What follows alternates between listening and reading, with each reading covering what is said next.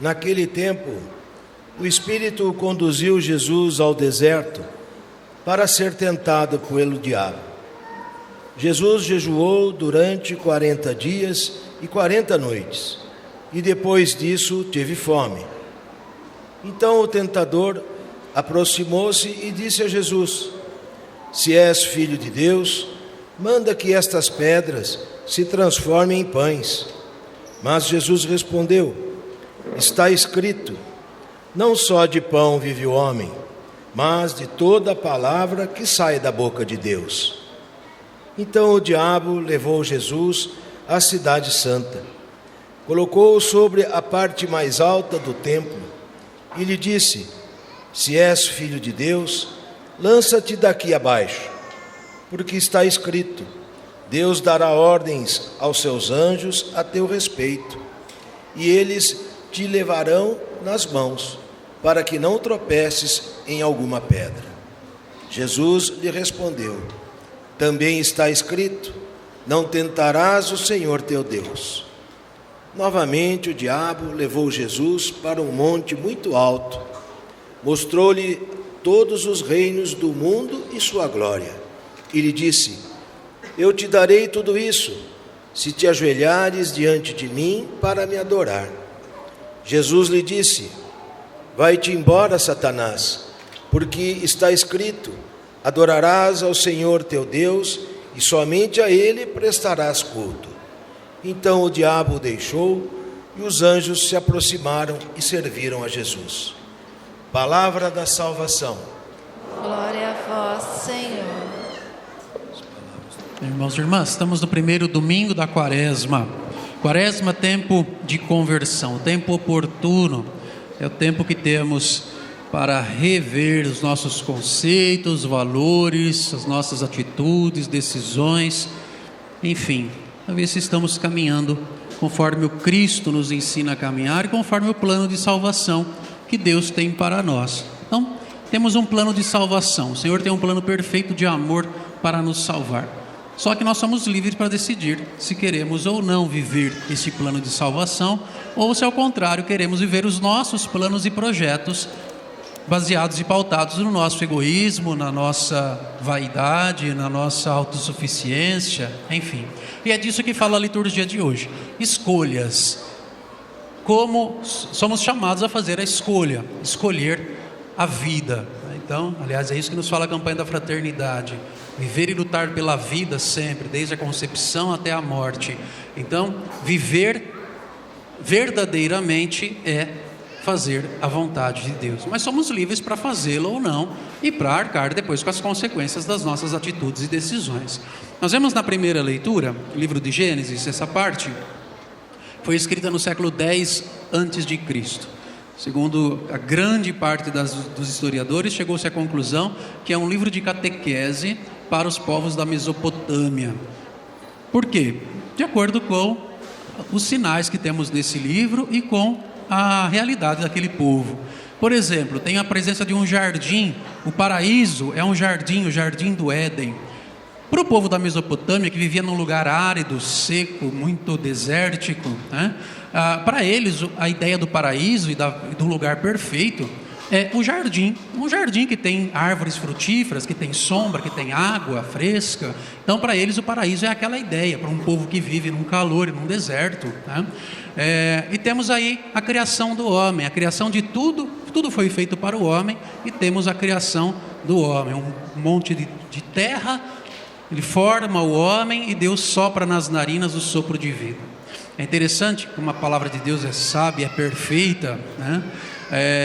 A palavra em hebraico homem se diz Adam.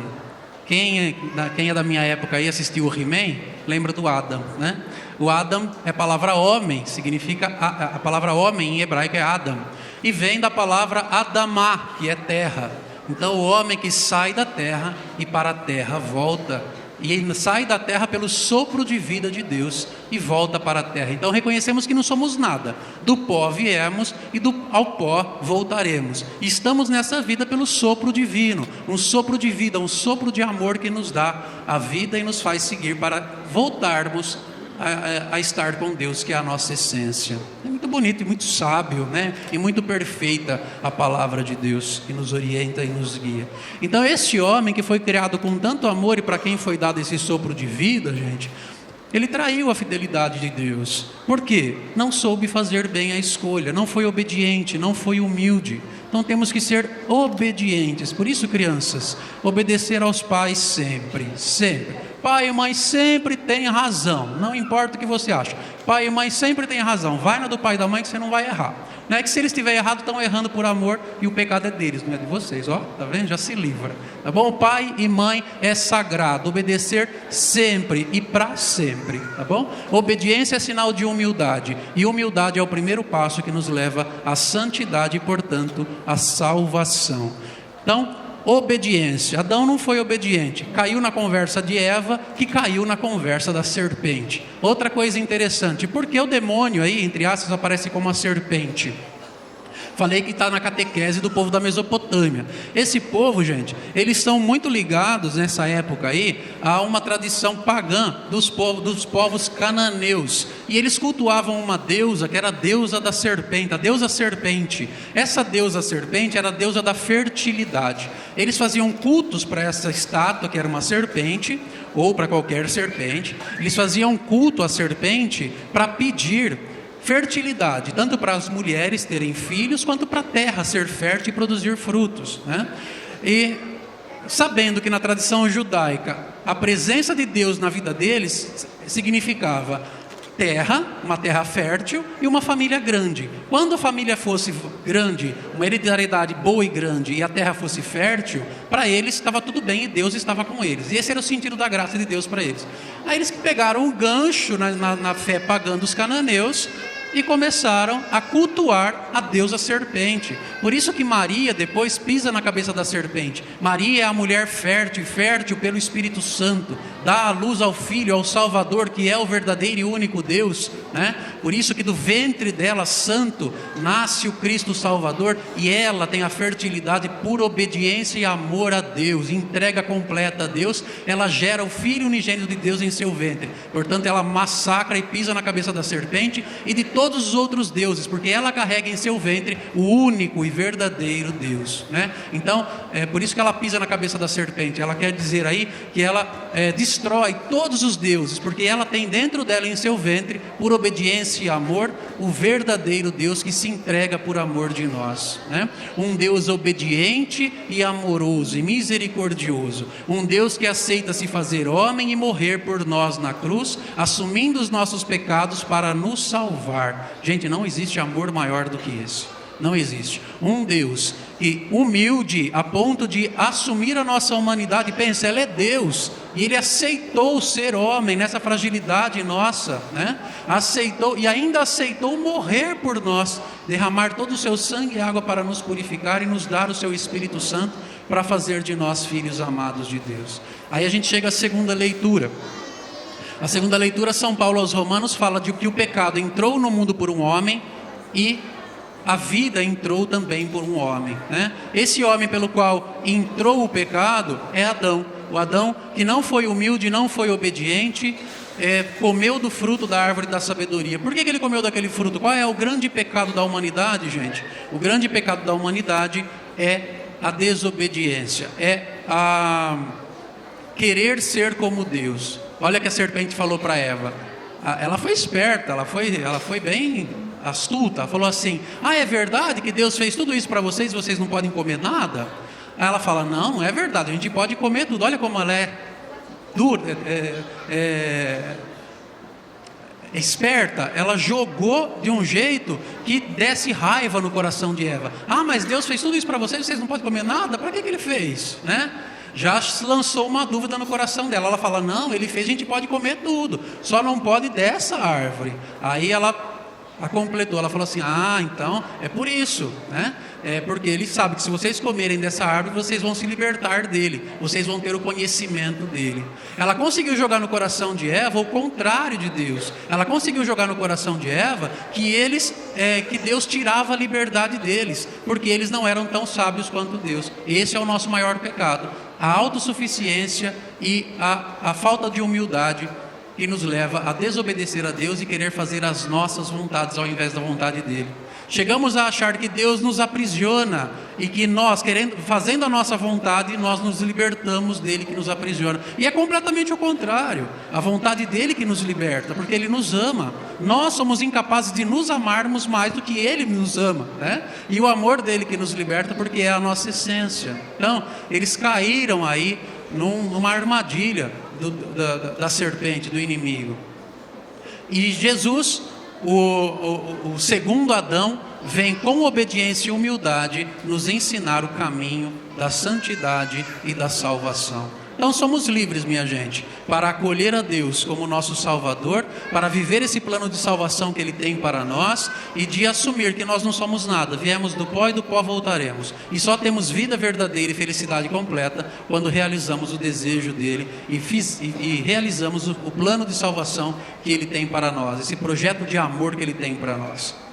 E para isso nós temos o Espírito Santo, a palavra de Deus que nos fala o Evangelho de hoje, e nós somos muito privilegiados. Temos a Eucaristia, alimento, o próprio Deus que se faz alimento para nos dar força para seguirmos esse caminho de deserto e de quaresma. Olha que engraçado, é até estranho o Evangelho de hoje de São Mateus, como que começa. O que ele fala lá? O Espírito de Deus leva Jesus até o deserto para ser tentado pelo demônio. Uma coisa mais esquisita, o que o Espírito Santo levou Jesus até lá para ser tentado 40 dias, gente? Para que isso? Tem um motivo muito bom. Antes disso, antes dessa passagem de São Mateus, e a palavra de Deus é muito sábia e perfeita, temos o batismo de Jesus. Ele não precisava ser batizado, porque ele já é santo, ele não tem pecado. O batismo são para os pecadores, né? Mas ele aceita ser batizado em humildade para nos ensinar que nós precisamos passar pelo batismo e receber o Espírito Santo para termos força para lutar contra o inimigo e contra a nossa humanidade. Esse Espírito que paira sobre ele é a primeira manifestação da Trindade. O Pai aparece e fala: eis o meu Filho muito amado, em quem eu pus o meu agrado, né? Ele anuncia o Salvador através do Espírito Santo. Na presença do Espírito Santo, leva ele para o deserto. O que quer dizer isso? A quaresma, gente, esse tempo litúrgico que vivemos, são 40 dias em que pensamos na nossa vida, nos voltamos para Deus arrependidos e caminhamos seguindo os passos de Jesus, que passa pelo Calvário, passa pela cruz, mas nos leva à ressurreição e à vida. Se pensarmos bem, a nossa vida é uma quaresma, não é?